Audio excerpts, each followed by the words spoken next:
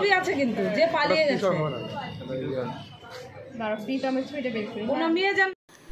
Badalpur ডাঙ্গায় chit fund প্রতারণা, 30 লক্ষ টাকা আত্মসাতের অভিযোগে এলাকায় চাঞ্চল্য ছড়িয়ে পড়েছে।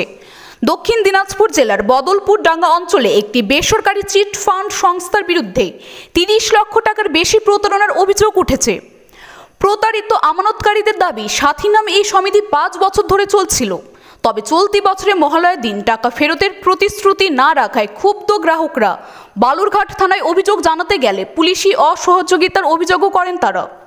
প্রতারণার অভিযোগে অভিযুক্ত প্রীতম রায় নামে এক কর্মী বর্তমানে পলাতক। এলাকাবাসীর মতে উজ্জ্বল বর্মন এবং তার মা এই সমিতির মূল সংগঠন। সমিতির টাকা সংগ্রহের দায়িত্বে ছিলেন প্রীতম রায়। অভিযোগ, মহালয়ার দিন টাকা ফেরানোর কথা থাকলেও তা না করে প্রীতম রায় টাকা আত্মসাৎ করে পালিয়ে যায়।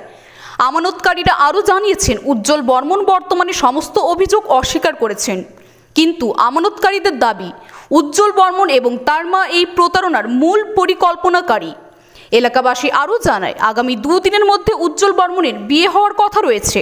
তাদের আশঙ্কা, বিয়ের পর তিনিও স্ত্রীকে নিয়ে পালিয়ে যেতে পারেন। প্রীতম রায় এবং তার পরিবারের কোনো খোঁজ না মেলায় এলাকায় আতঙ্কের পরিবেশ তৈরি রয়েছে। তাদের একটাই দাবি, প্রশাসন দ্রুত ব্যবস্থা নিয়ে মূল অভিযুক্তদের গ্রেপ্তার করুক এবং তাদের টাকা ফিরিয়ে দিক। স্থানীয় সূত্রে খবর, বালুরঘাট থানার ভূমিকা নিয়ে ক্ষোভ প্রকাশ করেছেন আমানতকারীরা। তারা জানান, থানায় অভিযোগ জানাতে গেলে পুলিশ সহযোগিতা করতে চায়নি। এই ঘটনায় প্রশাসনের ভূমিকা নিয়ে প্রশ্ন তুলেছেন এলাকাবাসীরা। এখন দেখার বিষয়, প্রশাসন কিভাবে এই প্রতারণার অভিযোগে সুরাহা করে এবং আমানতকারীদের ন্যায় বিচার নিশ্চিত করে।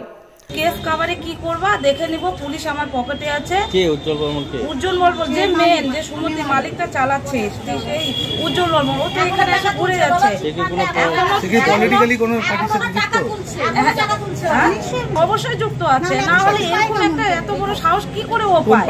এবার আমরা যখনই পুলিশের কাছে আসছি, যখন এই বক্তব্য জানি, পুলিশ আমাদের কোনো কথা শুনছেই না, উল্টে বলছে আপনারা বাইরে বানান, যে কোনো একজন আসুক। যখন যে একজন আসছে হয়তো 2-1টা কথা বলছে, বের করে। কত টাকা করে জমাতেন আপনারা? কেউ 2000 করে দিত সপ্তাহে, কেউ 700, কেউ 1000, আর কেউ 500। কত অ্যামাউন্ট মোটামুটি ওরা মানে ই করেছে? মনে করো 40-42 লাখ টাকা গল্প।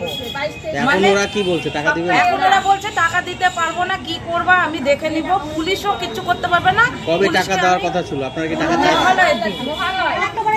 মহালয় অক্টোবরের 2 তারিখের দিন টাকা পেমেন্ট দেওয়ার কথা। তারপরে ওনার ফোনে ফোন করি, switch off.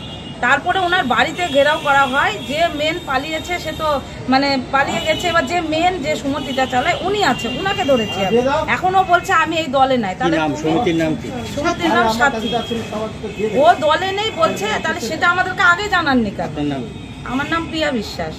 Bureau report, live.